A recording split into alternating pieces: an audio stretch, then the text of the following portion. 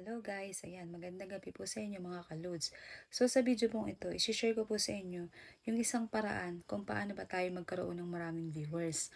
So yung atin pong reels is pwede po nating i-share yan sa ating story sa Facebook.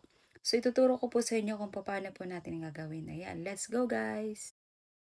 So ito na nga mga kalods, ang una natin gagawin. Punta po tayo sa ating Facebook account and then hanapin po natin sa menu. And then, i-click po natin sa menu. And then, i-click po natin sa bandang taas yung pangalan natin. Ayan. And after po natin maklik, ito na yung makikita natin.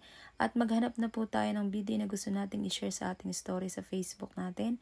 And then, may share po na word na makikita dyan sa right side. I-click lang po natin si share. Ayan. And then, i-click din po natin si your story. Makikita natin dyan sa bandang baba. Ayan.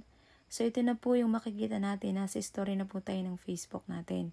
So, ang gagawin po natin dito guys is maglalagay po tayo ng thumbnail or caption. So, mas maganda po kung gandahan po natin yung mga caption na ilalagay natin dyan. Ayan.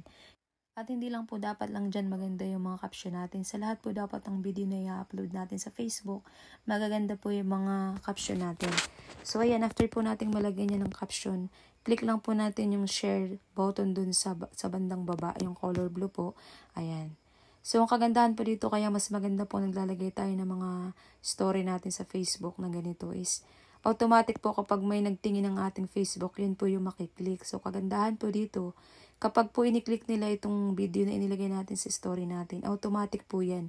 Mapupunta po sila doon sa ating reels. So, mavu-view po nila yung ating reels. So, yan, natadagdagan po yung mga views ng ating video. So, ayan po, check na natin yung ating nilagay sa story na video. Ayan.